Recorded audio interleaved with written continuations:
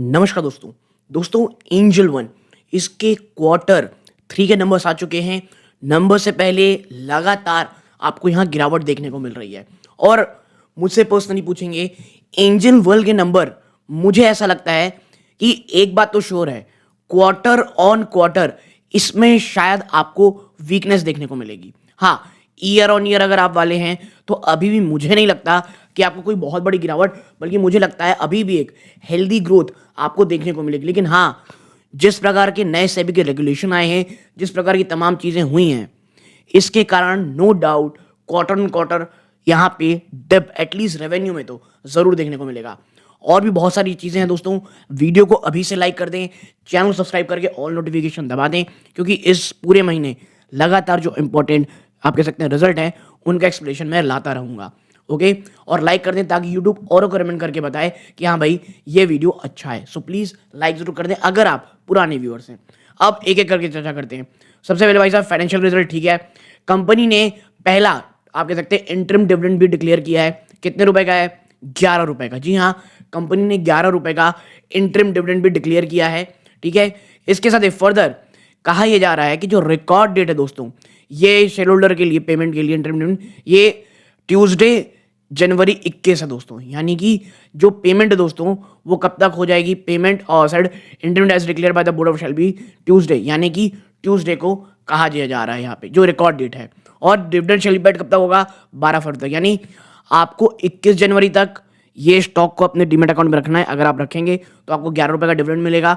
इसके साथ ही साथ 12 फरवरी तक इसकी पेमेंट हो जाएगी। ये तो दूसरा एक्सप्लेनेशन हुआ, माफ कीजिएगा, दूसरी खबर हुई। अब थर्ड क्या है भाई? देखिए कि मिस्टर अम्बरीश केंगे, इनको ग्रुप चीफ एग्जीक्यूटिव ऑफिसर बनाया गया है और की मैनेजर पर्सन को रखा गया है। अब ये क्या कैसा है इसको ज़्यादा एक्सप्लेन करने की ज़रूरत नहीं है।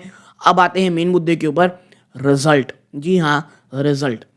अब एक एक करके चर्चा करेंगे। अब देखिए यहाँ पे हमको चर्चा करनी है कि नंबर्स कैसे आए हैं। 1 मिनट, हम इसको थोड़ा एडजस्ट कर लेते हैं। ठीक है, यहाँ पे जो नंबर आपको शो किए जाएंगे भाई साहब, वो शो किए जा रहे हैं आपको मिलियंस में। ठीक है, ये देखिए यहाँ पे लिखा है कि आपको जो भी यहाँ बात किया जा रही है मिलियंस में है, तो थोड़ा सा हमको यहाँ ध्यान देना पड़ेगा। यानी एक पॉइंट हम इधर कर लेंगे।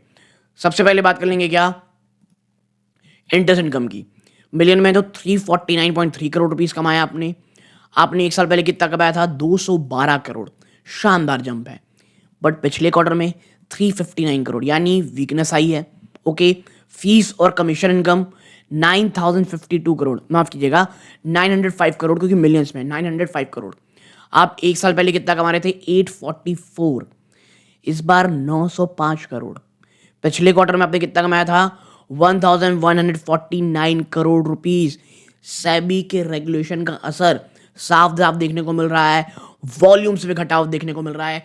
बाजार में जो गिरावट है वो साफ देखने को मिल रही है। ठीक है, net gain of fair value कोई बहुत ज़्यादा नहीं भाई साहब, 7 करोड़ रुपए, ये नेग्लिजिबल है।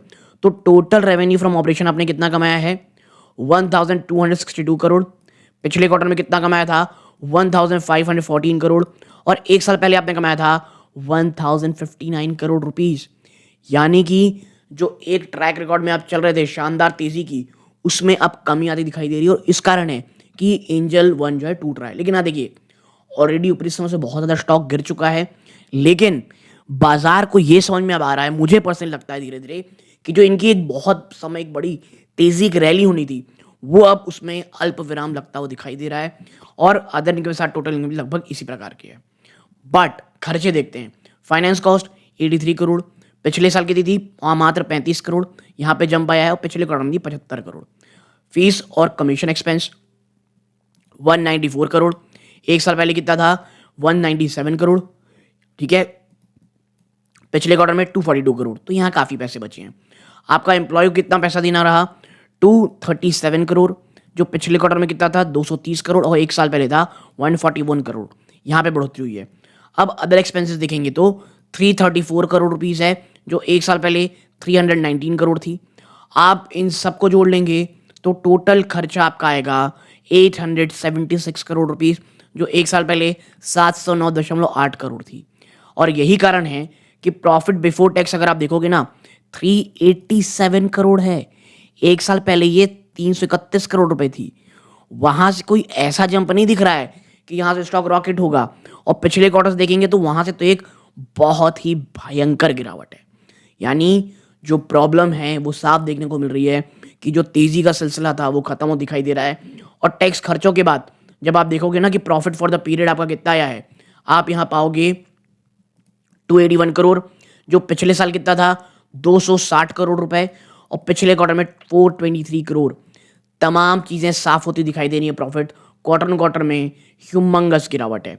ठीक है, ईपीएस अगर आप देखोगे, ठीक है, डायलूटेड ईपीएस आप देखोगे, जहां आप 30 रुपीज़ 48 पैसा थे, अब आप 30 रुपये 70 पैसे हो, और क्वार्टर ऑन क्वार्टर तो खैर बहुत ही भयानक गिरावट है। अच्छा देखिए, यहाँ कहना कि यहाँ से क्रैश होगा ना, मेरा ये मानना है अभी भले ही बहुत ज़्यादा गिरावट अगर ना भी हो तो भी लॉन्ग टर्म में जो एक बहुत बड़ी रैली का सिलसिला चल रहा था, अब एंजल वन में ऐसा होगा और पूरे पूरे सेक्टर में ऐसा होगा, ऐसा मुझे बहुत ही ज़्यादा कम लगता है दोस्तों।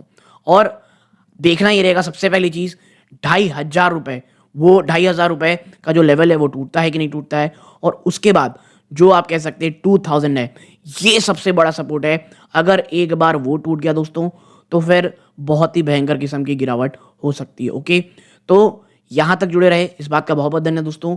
ये सूर्यकांत है, जय हिंद।